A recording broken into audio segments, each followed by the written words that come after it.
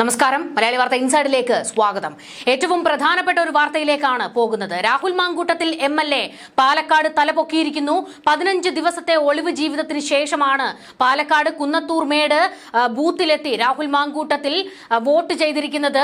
ഏറ്റവും ശ്രദ്ധേയമായ ചില വിവരങ്ങൾ ഇതിനോടൊപ്പം തന്നെ പങ്കുവയ്ക്കാനുണ്ട്. അതായത് കൃത്യമായ ഒരു പ്ലാനിംഗ് രാഹുൽ മാങ്കൂട്ടത്തിൽ പാലക്കാട് എത്തി വോട്ട് ചെയ്യുന്നതിൽ നടന്നിരിക്കുന്നു എന്നുള്ളതാണ് വ്യക്തമാകുന്ന വിവരം. ഒന്നോർത്ത് നോക്കണം, ഇതുവരെ രാഹുൽ മാങ്കൂട്ടത്തിൽ പരതി കേരളം മുഴുവൻ വലവിരിച്ചിരിക്കുകയായിരുന്നു. കേരളത്തിന് പുറത്തും വലവിരിച്ചിരിക്കുകയായിരുന്നു പോലീസ്. എന്നാൽ മുൻകൂർ ജാമ്യം നേടിയെടുത്ത ശേഷം തപ്പി നടന്ന പോലീസിനെ കൊണ്ട് തന്നെ ഇന്നിപ്പോൾ പാലക്കാട് എംഎൽഎ തനിക്ക് സുരക്ഷ ഒരുക്കിച്ചിരിക്കുകയാണ്. അതായത് എന്നെ തൊടാൻ നടന്നവർക്കൊക്കെ ഞാൻ 8ന്റെ പണി കൊടുക്കും എന്നുള്ള ഒരു ഭാവമാണ് രാഹുൽ മാങ്കൂട്ടത്തിൽ എംഎൽഎക്ക് ഇന്നുണ്ടായിരുന്നത്. രാഹുൽ മാങ്കൂട്ടത്തിൽ വോട്ട് ചെയ്യാൻ എത്തുമ്പോൾ വലിയ രീതിയിൽ പ്രതിഷേധിച്ചുകൊണ്ട് ബിജെപിയും അതുപോലെ തന്നെ യുവമോർച്ച പ്രവർത്തകരും ഡിവൈഎഫ്ഐക്കാരും എല്ലാം ഇരച്ചെത്തിയിരുന്നു. എന്നാൽ അവരെയെല്ലാം തടഞ്ഞു നിർത്തി പോലീസ് പാലക്കാട് എംഎൽഎക്ക് വോട്ട് ചെയ്യുന്നതിന് വഴിയൊരുക്കി കൊടുക്കുകയായിരുന്നു. ഏകദേശം ഒരു 4:45 രാഹുൽ മാങ്കൂട്ടത്തിൽ ഈ കുന്നത്തൂർമേട് ബൂത്തിൽ എത്തിയത്. ഇത് മാത്രമല്ല, മറ്റൊരു കാര്യം, ഇതിൽ കൃത്യമായ ഒരു പദ്ധതി നടന്നിരിക്കുന്നു. അതായത് പാലക്കാട്ടെ പ്രാദേശിക നേതാക്കൾക്ക് മാത്രം അറിവുണ്ടായിരുന്നു രാഹുൽ മാങ്കൂട്ടത്തിൽ എത്തുമെന്നുള്ളത്. KPCCക്കോ അല്ലെങ്കിൽ പ്രതിപക്ഷ നേതാവിനോ ഒന്നും തന്നെ രാഹുലിന്റെ ഈ ഒരു നീക്കം പ്രവചിക്കാൻ പോലും കഴിഞ്ഞില്ല. അവർ രാഹുൽ എത്തില്ല എന്ന് തന്നെയായിരുന്നു കരുതിയിരുന്നത്. കാരണം രാവിലെ ഒന്നും തന്നെ രാഹുൽ എത്തിയില്ല, ഉച്ചയായിട്ടും എത്തിയില്ല. അപ്പോൾ രാഹുൽ എത്തില്ല എന്നുള്ള ഒരു കണക്കുകൂട്ടലിലായിരുന്നു പ്രതിപക്ഷ നേതാവ് ഒക്കെ ഉണ്ടായിരുന്നത്. എന്നാൽ അവരെ എല്ലാവരെയും ഞെട്ടിച്ചുകൊണ്ടാണ് രാഹുൽ മാങ്കൂട്ടത്തിൽ പാലക്കാട് പറന്നിറങ്ങിയത്.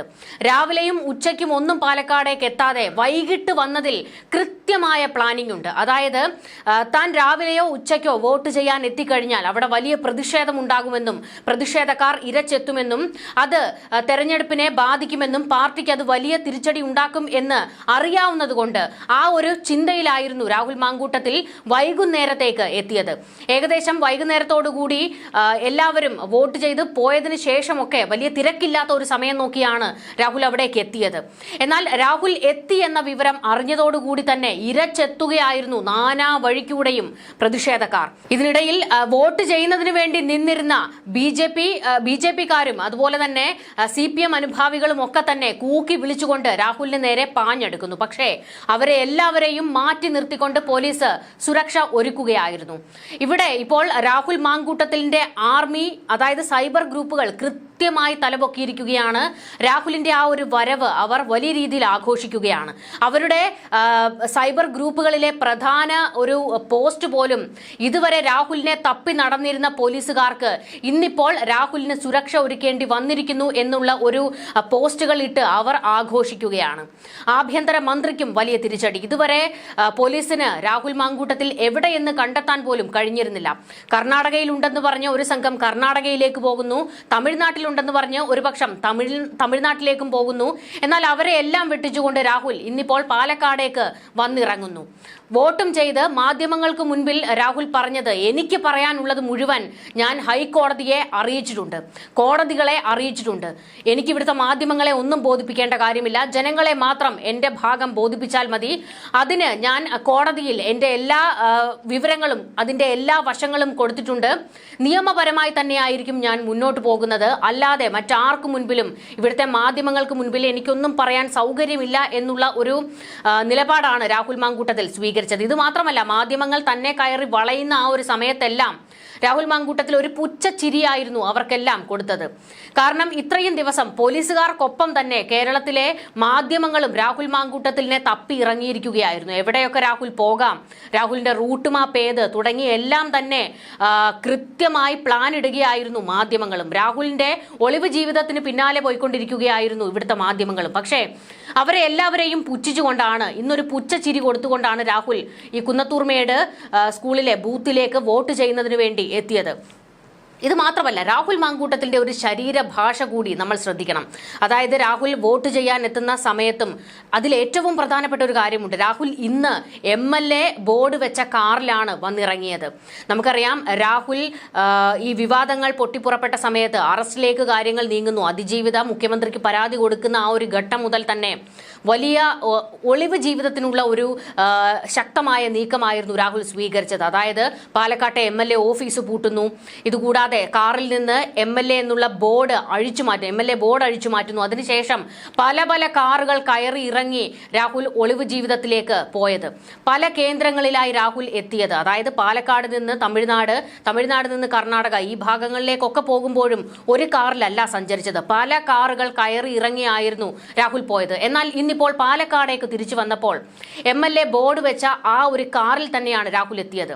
ഞാൻ ഇപ്പോഴും MLA ആണ്, പാലക്കാട്ടെ MLA ആണ് എന്ന് എല്ലാവരെയും ബോധ്യപ്പെടുത്തുന്നതിനുള്ള ഒരു നീക്കമാണ് രാഹുലിന്റെ ഭാഗത്തു നിന്നുണ്ടായിരിക്കുന്നത്. അതായത് ഈ ഒരു വിഷയം കോടതി കയറിയതോടുകൂടി തന്നെ രാഹുൽ മാങ്കൂട്ടത്തിൽ രാജിവെക്കണം എന്നുള്ള ആവശ്യവുമായി കോൺഗ്രസിലെ പല നേതാക്കളും രംഗത്തേക്ക് വന്നു. VD സതീശനും K മുരളീധരനും കോൺഗ്രസിലെ വനിതാ നേതാക്കളും ഉൾപ്പെടെ വലിയൊരു സംഘമായിരുന്നു രാഹുലിന്റെ രാജിക്ക് വേണ്ടി മുറവിളി കൂട്ടിയത്. അവർക്കും കൂടിയുള്ള ഒരു മറുപടിയാണ് ഇന്നിപ്പോൾ രാഹുൽ കൊടുത്തിരിക്കുന്നത്. MLA കാറിൽ തന്നെ രാഹുൽ പാലക്കാട് വന്നിറങ്ങി വോട്ട് ചെയ്തിരിക്കുന്നു. മറ്റൊരു കാര്യം രാഹുലിന്റെ ശരീരഭാഷയായിരുന്നു. അതായത് ആദ്യത്തെ വിവാദം ഉണ്ടാകുന്ന സമയത്ത് രാഹുൽ തന്റെ വീട്ടിൽ ഒതുങ്ങിക്കൂടിയ ഒരു സമയമുണ്ടായിരുന്നല്ലോ. അതായത് ഈ പൊട്ടിത്തെറി ആദ്യം ഉണ്ടാകുന്ന സമയത്ത് അന്നും ഏകദേശം 2-3 ആഴ്ച രാഹുൽ പുറത്തു പോലും ഇറങ്ങാതെ വീടിനുള്ളിൽ തന്നെ അടച്ചുപൂട്ടിയിരിക്കുകയായിരുന്നു. പിന്നീട് ഷാഫി പറമ്പിൽ ഇടപെട്ടതോടുകൂടിയാണ് രാഹുൽ രംഗത്തേക്ക് വരുന്നത്, നിയമസഭയിലേക്കും പിന്നീട് പാലക്കാടേക്ക് സജീവമാകുന്നതുമൊക്കെ. ആ സമയത്തെ രാഹുൽ മാങ്കൂട്ടത്തിന്റെ ഒരു ശരീരഭാഷയും ഘടനയും ഒക്കെ ശ്രദ്ധിച്ചവർക്ക് മനസ്സിലാകും. രാഹുൽ ഒരു അവശ നിലയിലായിരുന്നു ആ ഘട്ടത്തിൽ. അതായത് ആദ്യത്തെ സമയത്ത് വീടിനുള്ളിൽ അടച്ചുപൂട്ടിയിരുന്ന സമയത്തെ കാര്യമാണ് ഈ പറയുന്നത്. ഭയങ്കര അവശതയുള്ള ഒരു മനുഷ്യനെ പോലെ, തീരെ സുഖമില്ലാത്ത ഒരാളെ പോലെ ഒക്കെ ആയിരുന്നു രാഹുൽ ഉണ്ടായിരുന്നത്. താടിയൊക്കെ വളർത്തി, മീശയൊക്കെ വളർത്തി, ഒരു വല്ലാത്ത ഒരു പ്രാകൃത രൂപം പോലെ എന്നൊക്കെ നമുക്ക് പറയാം. ആ ഒരു അവസ്ഥയിലായിരുന്നു രാഹുൽ ഉണ്ടായിരുന്നത്. എന്നാൽ ഇന്നിപ്പോൾ കോടതിയിൽ നിന്ന് മുൻകൂർ ജാമ്യം കിട്ടുന്നു, രാഹുൽ പാലക്കാട്ടേക്ക് വന്നിറങ്ങുന്നു. പക്ഷേ വന്നിറങ്ങുമ്പോൾ ഒരു ഗ്ലാമർ വേഷമാണ് രാഹുലിന് ഉള്ളത്. അതായത് താടിയും മീശയും ഒക്കെ ഡ്രിം ചെയ്ത് മുടിയൊക്കെ ഒന്ന് വെട്ടി ഒതുക്കി ഒരു ടിപ്പ് ടോപ്പിലാണ് വന്നിറങ്ങിയത്. വന്നിറങ്ങുന്ന സമയം മുതൽ രാഹുൽ മാങ്കൂട്ടത്തിന്റെ മുഖത്ത് പുഞ്ചിരി മാത്രമായിരുന്നു. മാധ്യമങ്ങളെ കാണുമ്പോഴും പോലീസിനെ കണ്ടപ്പോഴും പ്രതിഷേധക്കാരെ കണ്ടപ്പോഴും പുച്ഛച്ചിരിയായിരുന്നു. ബാക്കി അവിടുത്തെ ജനങ്ങൾ, വോട്ട് ചെയ്യാൻ ആ ബൂത്തിലുണ്ടായിരുന്ന ജനങ്ങളെയൊക്കെ കാണുമ്പോൾ ഒരു പുഞ്ചിരി രാഹുൽ അവർക്കെല്ലാം കൊടുക്കുന്നുണ്ട്. എനിക്കിതൊന്നും പ്രശ്നമല്ല, ഞാൻ ഇതൊക്കെ നേരിടും എന്നുള്ള ഒരു ഭാവമാണ് രാഹുലിൽ ഇന്നിപ്പോൾ തെളിഞ്ഞു കണ്ടത്. അതായത് രാഹുലിന് മനസ്സിലായിരിക്കുന്നു, പാർട്ടി പൂർണ്ണമായും തള്ളിക്കളഞ്ഞിട്ടുണ്ട് രാഹുലിനെ, തിരിച്ചെടുക്കുക പോലും ഇല്ല എന്ന് ഇപ്പോൾ ആവർത്തിച്ചുകൊണ്ടിരിക്കുകയാണ് VD സതീശനും K സുധാകരനും ചെന്നിത്തലയും ഒക്കെ ആവർത്തിച്ചത് പറയുന്നു. അതുകൊണ്ട് തന്നെ ഇനി എനിക്ക് മുന്നും പിന്നും നോക്കാനില്ല എന്നുള്ള ഒരു മുഖഭാവവും ശൈലിയും ശരീരഘടനയുമാണ് ഇന്നിപ്പോൾ രാഹുൽ മാങ്കൂട്ടത്തിൽ തെളിഞ്ഞു കണ്ടിരിക്കുന്നത്.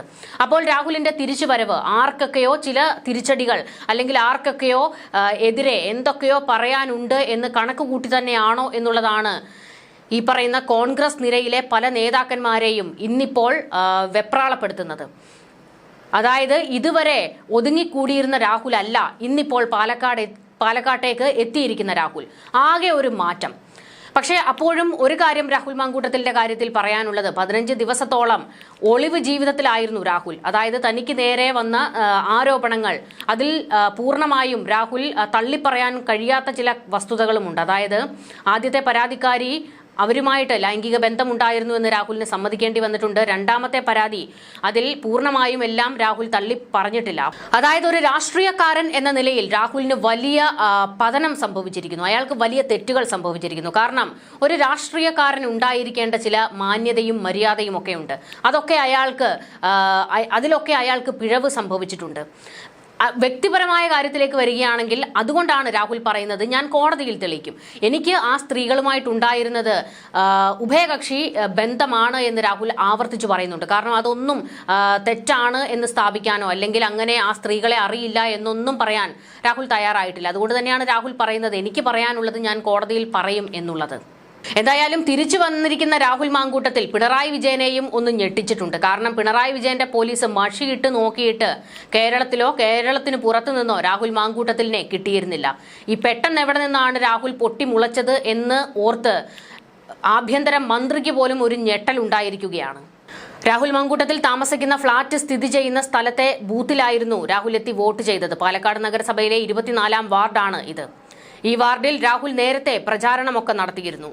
അവിടേക്ക് ഇപ്പോൾ വോട്ട് ചെയ്യാനും രാഹുൽ എത്തിയിട്ടുണ്ട്. എന്തായാലും വലിയൊരു പ്രതിഷേധവുമായി BJPയും യുവമോർച്ചയും CPMഉം DYFIയും ഒക്കെ പ്രദേശത്ത് തമ്പടിച്ചിരിക്കുകയാണ്. മാധ്യമങ്ങൾ രാഹുലിന് പിന്നാലെ വളയുകയായിരുന്നു. പോലീസ് ആകട്ടെ രാഹുലിന് വഴിയൊരുക്കി കൊടുക്കുന്ന തിരക്കിലുമായിരുന്നു. ഇത് മാത്രമല്ല, ഇന്നത്തെ ദിവസത്തിന് മറ്റൊരു പ്രത്യേകത കൂടിയുണ്ട്. രാഹുലിന്റെ രണ്ടാമത്തെ ബലാത്സംഗ കേസിൽ മുൻകൂർ ജാമ്യം അനുവദിച്ചതിനെതിരെ സർക്കാർ ഹൈക്കോടതിയിൽ ഹർജി നൽകിയ ഒരു ദിവസവും കൂടിയായിരുന്നു. മാങ്കൂട്ടത്തിൽ സ്ഥിരം കുറ്റവാളിയാണെന്നും മുൻകൂർ ജാമ്യം റദ്ദാക്കണമെന്നും പ്രോസിക്യൂഷൻ കോടതിയിൽ ആവശ്യപ്പെട്ടിട്ടുണ്ട്. ഗുരുതരമായ കുറ്റകൃത്യമാണ് ചെയ്തതെന്ന് ജാമ്യഹർജി പരിഗണിച്ച തിരുവനന്തപുരം പ്രിൻസിപ്പൽ സെഷൻസ് കോടതി വിലയിരുത്തിയെങ്കിലും പ്രതിക്ക് മുൻകൂർ ജാമ്യം നൽകിയതിന്റെ കാരണം വിധിയിലില്ല എന്ന് പ്രോസിക്യൂഷൻ ഹൈക്കോടതിയെ ചൂണ്ടിക്കാട്ടി. ഉന്നത സ്വാധീനമുള്ള വ്യക്തിയാണ് പ്രതി.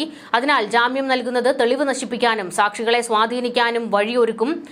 പ്രതിക്കെതിരെ സമാനമായ മറ്റൊരു കേസ് നിലനിൽക്കുന്നുണ്ട്. മാങ്കൂട്ടത്തിലിന്റെ കസ്റ്റഡി അനിവാര്യമാണെന്നും പ്രോസിക്യൂഷൻ കോടതിയെ അറിയിച്ചിട്ടുണ്ട്. അതിലൊക്കെ വിധി വരാനും ഇരിക്കുകയാണ്. എന്തായാലും സർക്കാർ ഇന്ന് ഹൈക്കോടതിയിലേക്ക് പോയ ഒരു ദിവസം തന്നെയാണ് രാഹുൽ മാങ്കൂട്ടത്തിൽ പാലക്കാട് വന്നെത്തി തന്റെ സമ്മതിദാന അധികാരം രേഖപ്പെടുത്തിയിരിക്കുന്നത്.